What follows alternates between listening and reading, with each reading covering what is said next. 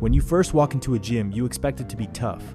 But here's the truth. Some gym leaders function like onboarding staff, while others act more like grief counselors. One moment you're being taught type basics, the next you're questioning whether this game actually dislikes children. Each level shows how random the curve really island. And level 1? That's where the welcome committee waits. Brock and Misty stand as the first real gatekeepers, but they do it with training wheels still strapped on. Brock, the pewter gym leader, sets the tone. His Geodude and Onyx aren't there to outplay you, they're props to show the basic rule that water and grass moves crush rock types. In Pokemon Red and Blue, his level 12 Geodude barely dents your team, while the level 14 Onyx just stretches the lesson into 2 rounds. In short, Brock is less a battlefield threat and more of a teacher handing out worksheets labeled Type Chart 101. But there's one twist. If you started with Charmander, Brock suddenly stops feeling like a polite tutorial. Your fire starter claws at rocks with Ember for single-digit damage, while Onyx looks like an immovable wall.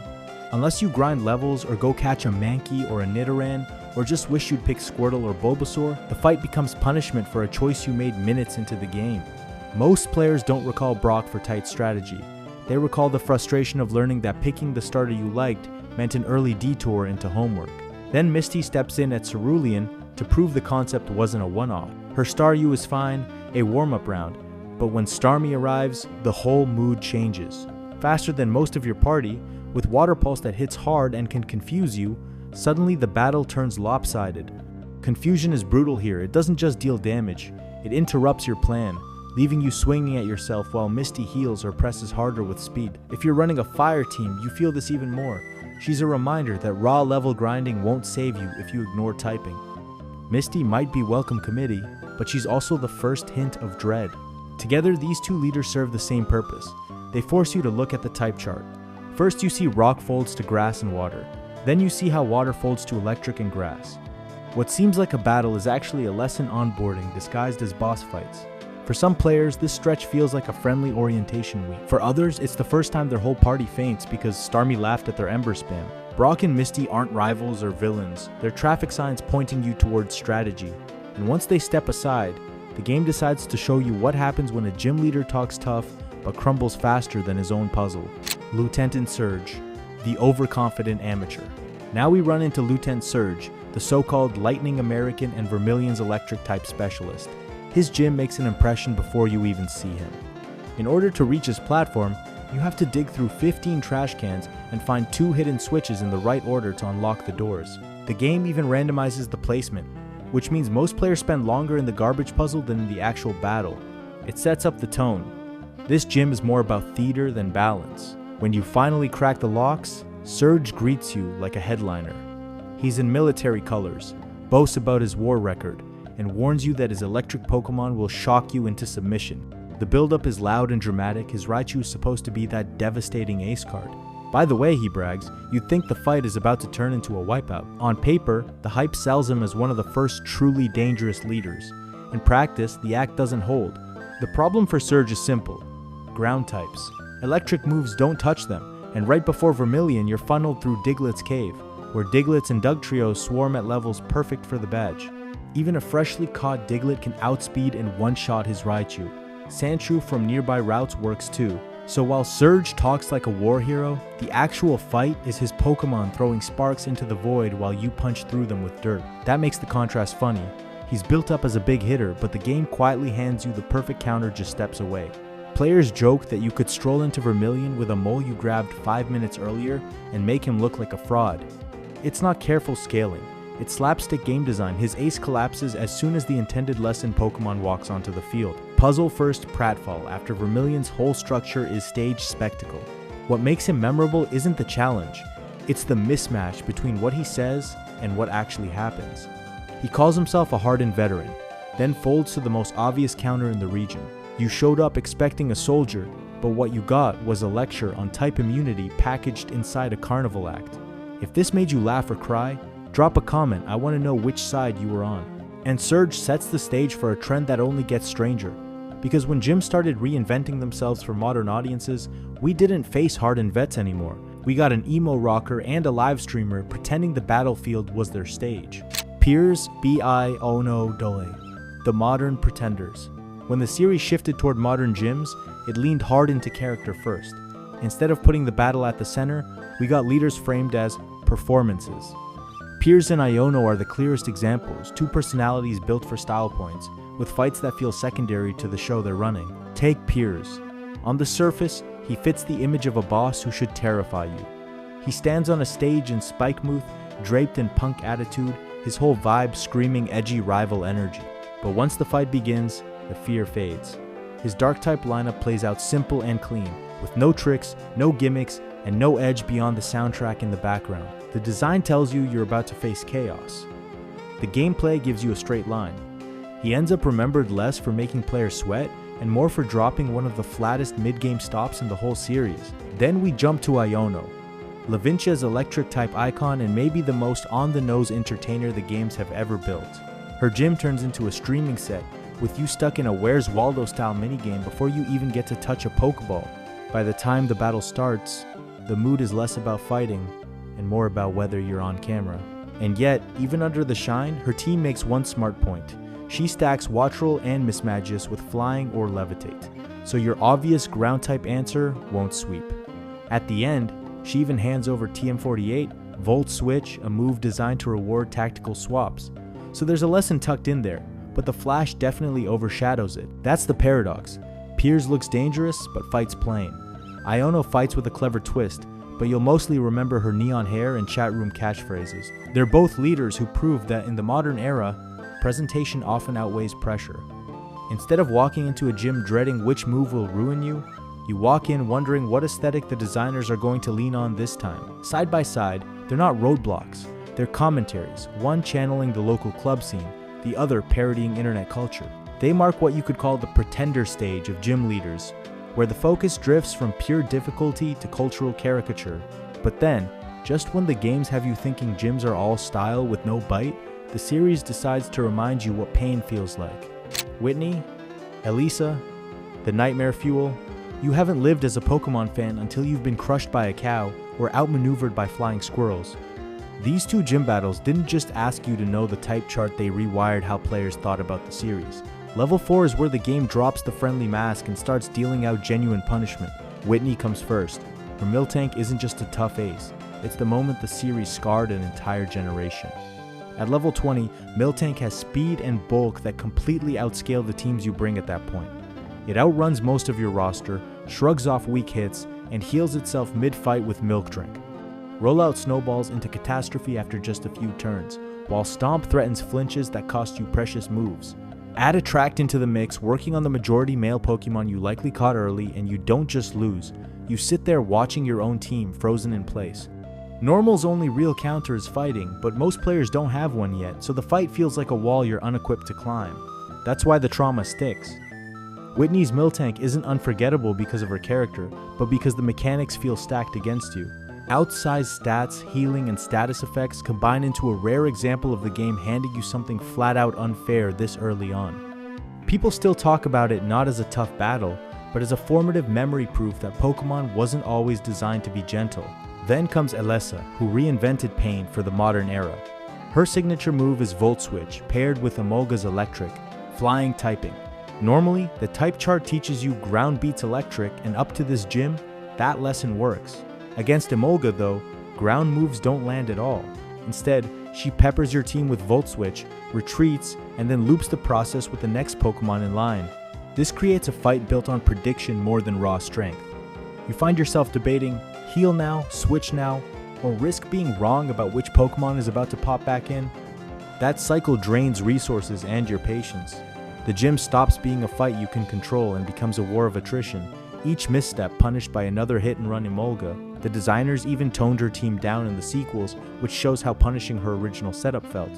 Taken together, Whitney is brute force unfairness and Elesa is resource-draining mind games.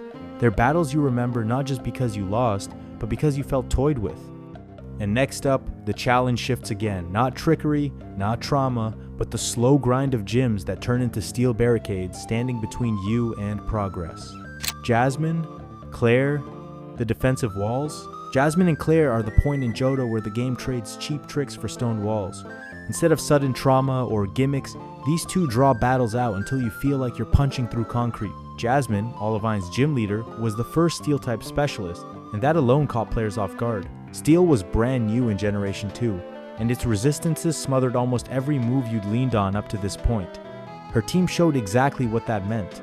Steelix sat there with one of the highest defense stats in the region, a literal wall that made your regular attacks feel useless. Magneton added steady electric pressure, and even her Onyx, backed up with the Citrus Berry, was tuned to survive longer than it had any right to.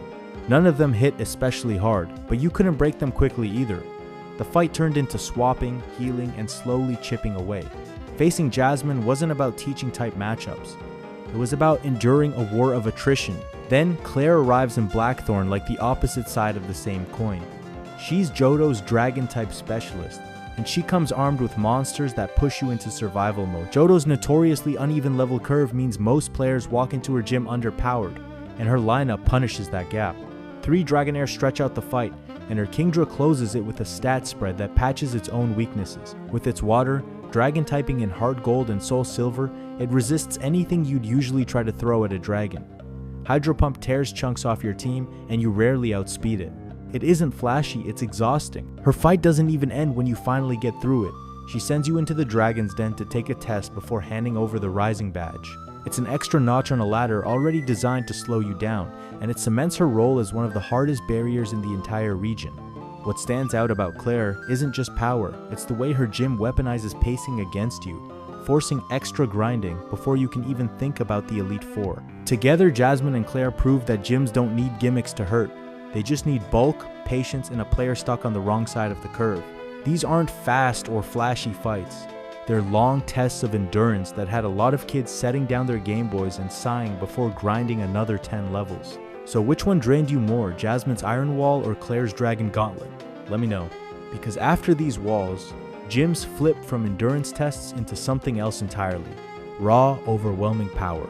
Norman, Raihan, the powerhouses. By the time Norman and Raihan enter the picture, the game stop nudging you and start testing whether you can stand toe-to-toe with monsters built like bosses. These two don't lean on gimmicks or endurance tricks. They flex raw strength and battle design that feel completely out of place inside a gym badge challenge. Take Norman first. As the Petalburg gym leader in Ruby and Sapphire, he commands Slaking, a normal type that looks like it rolled out of the legendary roster by mistake. With a base attack high enough to drop half your team in one swing, Slaking feels like an over-leveled raid boss hiding in mid-game. Players learn quickly that his ability Truand complicates things. He loafs around every other turn instead of attacking. That quirk stops the fight from being one-sided, but the turns he actually moves can still erase almost anything you field. It creates a tension where you breathe one moment and panic the next, waiting to see who gets flattened, and it gets nastier in Omega Ruby and Alpha Sapphire. Norman Slaking often leans on Facade, a move that doubles in power if the user is statist. That means trying to burn or poison it can backfire spectacularly. One unlucky choice can hand him a 140 power nuke you weren't ready for. The battle isn't drawn out defense, it's survival math, where you survive the strike, then scramble to hit back in the empty turn. It's a rhythm that keeps you locked in for every move. Raihan, from Sword and Shield, approaches the concept differently but feels just as oppressive. He's the only gym leader in Galar who forces a doubles battle, and he turns it into a weather war. His Gigalith triggers Sandstream, setting up a sandstorm that eats away at every Pokemon not resistant to it, while also boosting its own special defense. Pair that with his ace, Duraludon, a steel Dragon Wall with spread attacks like Breaking Swipe, and suddenly you're facing a battlefield that punishes you every single turn. It's not just raw stats, it's synergy. Do you burn turns, clearing the weather, try to outpace the chip damage, or focus Duraludon while Gigalith keeps soaking? It's the closest thing to a competitive style match the mainline gyms usually give you. Some players also throw Fantina into this powerhouse tier, especially her platinum appearance. Facing her early with limited options, Drifblim could spam minimize until you missed half your moves, while Miss Magia struck hard and fast with ghost-type specials. It was more than a type check, it was a dose of competitive mechanics showing up hours before you expected. Norman, Raihan, and Fantina aren't quirky distractions or themed speed bumps. They're the heavy hitters who remind you that gyms can flip into near boss fights without notice. And just when you think you've seen peak difficulty, the series reveals a final tier leaders who stop feeling like gym bosses entirely and step into the role of true villains. Giovanni, Sabrina, Larry, the final boss tier, Some leaders sit in the middle of the road, but Giovanni, Sabrina, and Larry occupy a different tier altogether. These aren't just trainers in themed gyms, they feel like boss encounters wearing gym leader masks.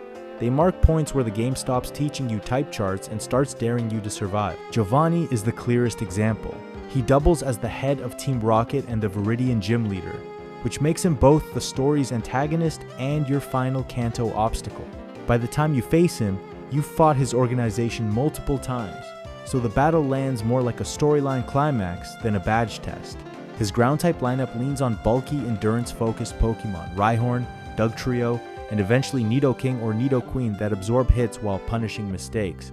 It isn't about teaching you what beats ground. It's about grinding through the boss you've been building towards since Pallet Town, and the context makes him feel bigger than the role he technically fills. Then there's Sabrina, whose name still makes Gen 1 veterans tense up. The reason is baked into the old rules of the series. Psychic types held a broken edge back then. Special attack and special defense were one combined stat. Psychic had almost no reliable counters. And the bug type moves that were supposed to hurt it were laughably weak.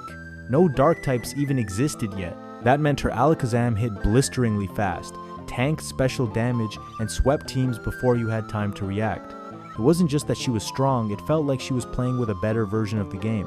For many players, Sabrina was the first time you realized balance was an illusion. And in the modern games, we get Larry. He looks like the last person who should threaten you, a tired man in a suit who seems more ready for an office break than a battle. But that's the point. His design hides how solid his team really island. He doesn't lean on flash or gimmicks. He shows how an ordinary-looking leader using good synergy and type coverage can quietly dismantle you. Larry flips expectations by proving you don't need dramatic designs to be dangerous, which is why fans treat him as one of the most memorable gym leaders in years. Even outside these three, you get figures like Blue returning in the Heart Gold and Soul Silver postgame.